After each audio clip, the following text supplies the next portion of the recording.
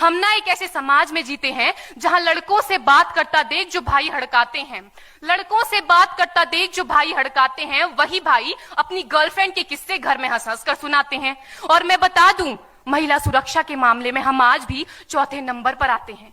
हम ना एक ऐसे समाज में जीते हैं जहां पत्थर की मूरत को लगते हैं 56 भोग और भूखे नंगे तड़पते सो जाते हैं लोग, भूखे नंगे तड़पते सो जाते हैं लोग। मजदूर को मजदूर समझिए, मजबूर नहीं। गरीब को काम दीजिए, दान नहीं। और अगर दान देने के इच्छुक हैं तो जीते जी रक्तदान दीजिए और मरने के बाद अंग दान देकर किसी मरते हुए को जीवन दान दीजिए। यही सच्ची देशभक्ति और यही सच्चा राष्ट्र प्रेम है। ना सरकार मेरी है ना रब मेरा है, ना सरकार मेरी है ना रब मेरा है, और ना ही ये बड़ा सा नाम मेरा है। बस इतनी सी बात का गुरूर है मुझे कि मैं भारत की हूं और ये भारत मेरा है और ये भारत मेरा है। परंतु एक वैचारिक बीमारी हमारे समाज में मुझे नजर आती है। कहा जाता है हम दुनिया के सबसे बड़े लोकतंत्र हैं, जहां हिंदू पैदा होते हैं, मुस्लिम, सिख और ईसाई भी पैदा होते हैं, लेकिन बदकिस्मती है अब इंसान पैदा नहीं होते। और मेरे विचारों में ना हिंदू की जरूरत है ना मुसलमान की जरूरत है। राष्ट्र निर्माण के लिए केवल अच्छे इंसान की जरूरत है, केवल अच्छे इंसान की जरूरत है। जरा सोच कर देखिए, ये पेड़ पौधे और शाखाएं भी परेशान हो जाएं अगर परिंदे भी हिंदू और मुसलमान हो जाएं। एक शैक्षणिक बीमारी भी हमारे समाज में मुझे नजर आती है, और बड़े ही आश्चर्य की बात है जिस देश ने पूरी दुनिया को तक्षशिला और नालंदा देकर के विश्वविद्यालय शिक्षा की बुनियाद रखी, आज विश्व के 100 सर्वश्रेष्ठ विश्वविद्यालयों में हमारा एक भी विश्वविद्यालय खड़ा नहीं हो पाता। जहां एक और हमारे पास IIT, IIM और NIT जैसे शिक्षण संस्थान हैं, तो वहीं दूसरी ओर इस देश के गरीबों को बेरोजगारी की जमात में खड़ा करने के लिए उनके हाथ में सर्व शिक्षा अभियान का झुंझुना पकड़ा दिया जाता है।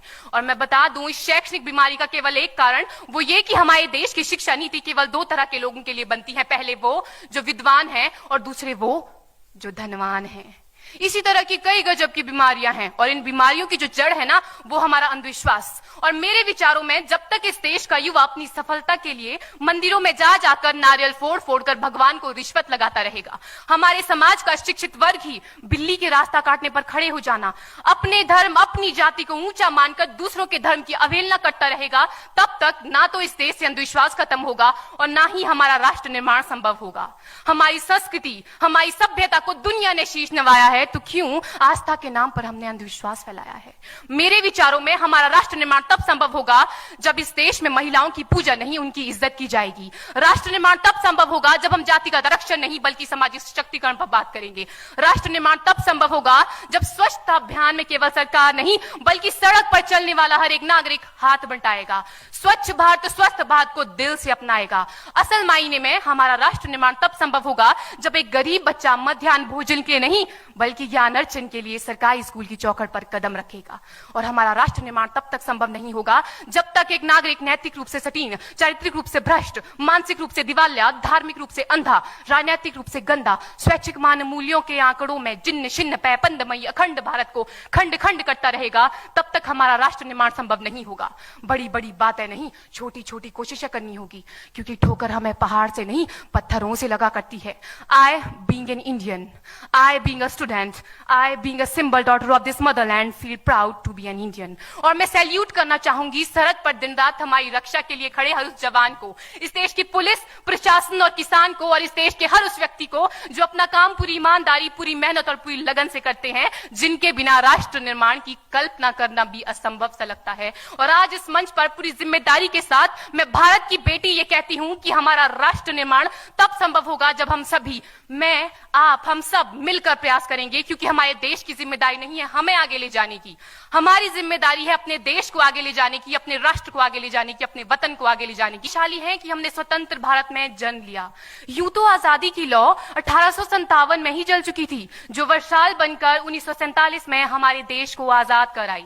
प्राचीन, मध्यकालीन और वर्तमान भारत के उदाहरणों से स्पष्ट करना चाहूंगी कि जब हम फिरंगियों के फेरे में फंस गए थे तो रंग दे बसंती चोला की एक आवाज पर टोलों के टोले उमड़ आते थे, और उनके वंदे मातरम के नारों से खून में आने वाला 5-5 डिग्री का तूफान अंग्रेजी शासकों की जड़ों में तूफान ला देता था। लोग मर जाते थे, मिट जाते थे, फांसी चढ़ जाते थे, तो वो भी अपनी देशभक्ति साबित कर रहे होते थे, क्योंकि ये उस दौर की देशभक्ति की कसौटी थी। उसके बाद 62, 65 और 71 के युद्धों में अपना सुहाग गवा देने वाली औरत, जब घर के हालात ये हो जाया करते थे कि प्यार भी भरपूर गया, मांग का सिंदूर गया, नन्हे नौनिहालों की लंगोटियां चली गई, छोटी छोटी बेटियों की चोटियां चली गई, बाप की कमाई गई, भाई की पढ़ाई गई, ऐसा एक विस्फोट हुआ पता ही चला नहीं, पूरे जिस्म की ही कई बोटियां चली गई। और आपके लिए तो एक आदमी मरा है साहब, किंतु मेरे घर की तो बावजूद भी एक माँ अपने बेटे को सरहद पर दुश्मनों की धज्जियां उड़ाने के लिए भेज देती थी और उसे पत्र लिखाकर ये भेजा करती थी कि अम्मा ने खत लिखा है बड़े ही चाव से, पुत्र मेरे ना घबरा जाना, 1 इंच भी पीछे ना हटना, चाहे इंच इंच कट जाना, चाहे इंच इंच कट जाना। इस तरह पूरा परिवार अपनी देशभक्ति साबित कर रहा होता था।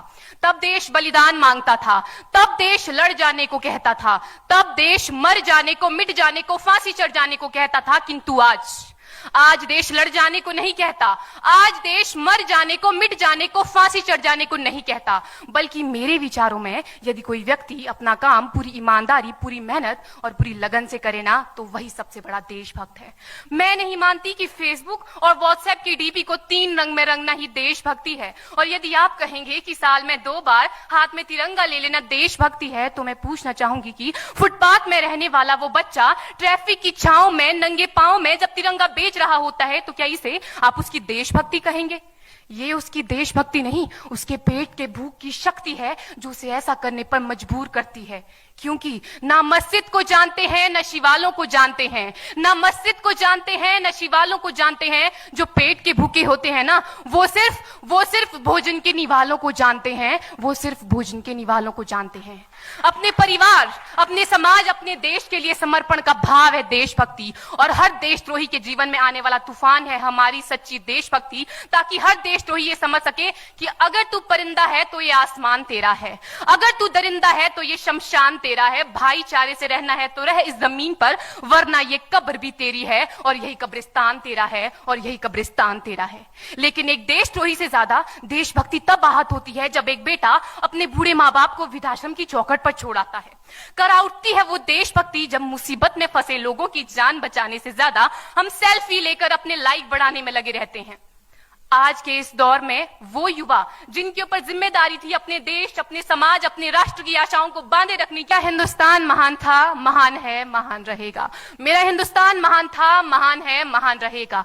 होगा हौसला सबके दिलों में बुलंद तो एक दिन पाकिस्तान भी जय हिंद कहेगा। पाकिस्तान ही क्यों, सारा जहान जय हिंद कहेगा। क्योंकि सारे जहां से अच्छा हिंदुस्तान हमारा, सारे जहां से अच्छा हिंदुस्तान हमारा। हम बुलबुलें हैं इसकी, ये गुलिस्तान हमारा, ये गुलिस्तान हमारा। जय हिंद, वंदे मातरम।